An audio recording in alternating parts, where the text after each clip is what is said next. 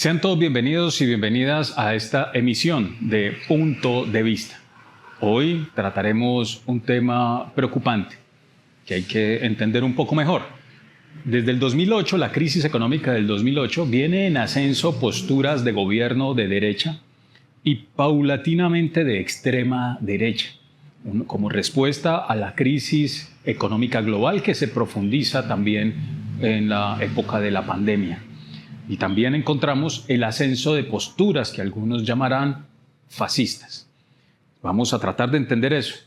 Gianni, hace poco, como otro hito histórico, en las elecciones de la segunda semana de junio de 2024, en las elecciones del Parlamento Europeo, notamos un avance de la extrema derecha y de las derechas, y también de algunas posturas que algunos consideran fascistas. ¿Qué hay de cierto en ello? ¿Qué lectura hacer de ello?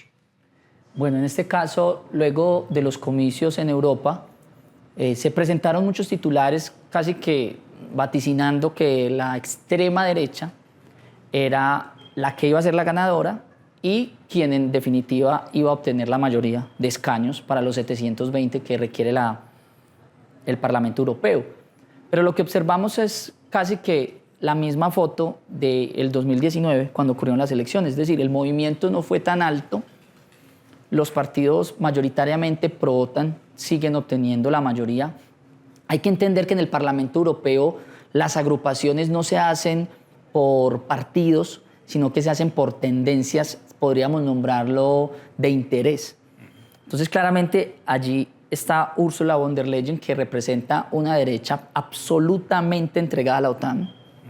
Y esa derecha es la que gana las elecciones realmente, es la que va a obtener la mayoría de la mano de efectivamente una derecha que ha implicado retroceder con relación a su soberanía.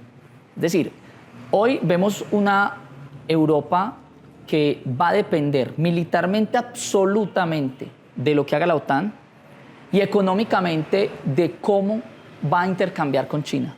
Por eso, digamos, las campañas se basaron en cómo cortar la dependencia económica de China, pero también cómo lograr una mayor presencia de la OTAN en Europa. Y eso pues, es muy llamativo, porque curiosamente quienes están en contra de ese movimiento son los de la extrema derecha.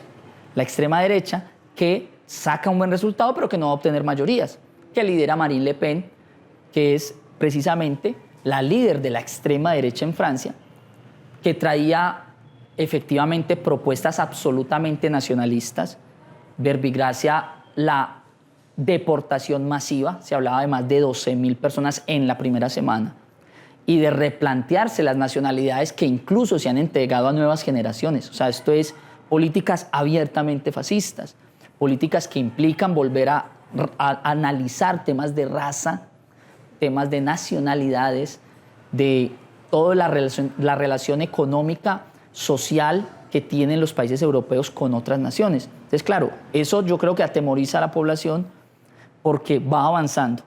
Por lo menos en Alemania, Alternativa para Alemania, que es el partido que su presidente acaba de decir en unas últimas intervenciones, digamos, proselitistas, que las SS no fueron ningunas asesinas. O sea, reivindicando, incluso tiene unas investigaciones porque reivindican abiertamente todo el proceso nacionalsocialista en Alemania. Trataron de ilegalizarlo y en fin, iban avanzando.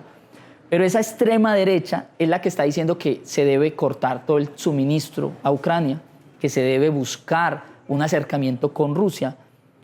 Valga decir, y yo cierro por acá, que las mejores relaciones que tiene Putin se tienen es con Marine Le Pen. Incluso se dice en este momento que hay investigaciones porque posiblemente hay recursos económicos que pasan por Rusia y que llegan a esos partidos. Claramente, valga decir, esto hay que aclararlo siempre, el partido que representa a Putin es un partido ortodoxo de extrema derecha. Bien, entonces estamos hablando del 2008 para acá, con cada crisis y profundización de la crisis económica, el resurgimiento de una derecha que ahora aparece una vertiente de extrema derecha y que ahora estamos advirtiendo o hay ruidos en torno a un neofascismo. Pero, ¿qué pasó con la izquierda, Gianni? Esa pregunta es bastante llamativa porque las izquierdas, si se podían nombrar así, europeas, digamos, siempre fueron políticamente muy activas, con propuestas muy, digamos, muy a la vanguardia de las izquierdas en términos generales mundiales.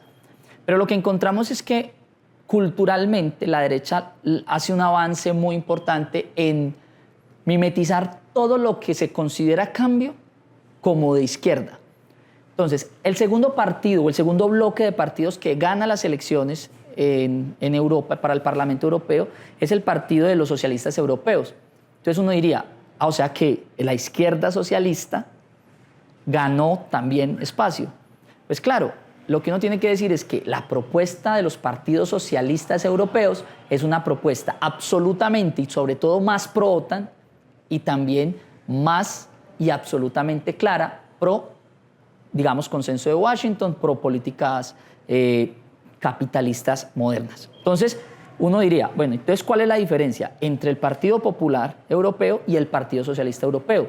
Pues que en un momento gobiernan unos y en otro gobierno gobiernan otros, pero nunca se va a discutir ni la política económica ni la política, digamos, militar pro-OTAN. Entonces usted me dice, ¿cuál es la diferencia? Yo creo que es en las formas, en un poco el lenguaje. O sea, no nos distraigamos por el nombre de socialista, nada, absolutamente nada, pero nada, ningún partido socialista europeo tiene nada de socialista, absolutamente nada. Incluso son más serviles y se ve con los partidos que gobiernan en España, que han gobernado en Portugal, en Grecia, son más serviles a las propuestas pro Estados Unidos. Ahorita hay un miedo y es que el Donald Trump, pues por su campaña interna lo que ha hecho es decir que va a tomar dos decisiones incluso inmediatamente gane. Uno es cortar el suministro económico a Ucrania para obligarla inmediatamente a sentarse y negociar. Pero dos, dijo que va a verificar que esos países de la Unión Europea sí estén cumpliendo con el 2% del PIB para la industria militar de la OTAN, para el apoyo a la OTAN. El que no lo haga va a romper ese numeral quinto del acuerdo de la OTAN, que implica la respuesta de todos los estados a un ataque de un miembro de la OTAN. Eso prácticamente rompe la OTAN, porque todo el mundo se vincula a la OTAN es pensando que si alguien ataca su territorio, sean todos los miembros de la OTAN quienes lleguen a defenderlos, con su armamento y con su logística. Pero si eso pasa, por ejemplo, ninguno de los países bálticos, ni Lituania, ni Estonia, ninguno de ellos cumple con ese 2%. Y son los que incluso piensan y tienen más temor de que hoy sean invadidos en un conflicto abiertamente europeo por Rusia.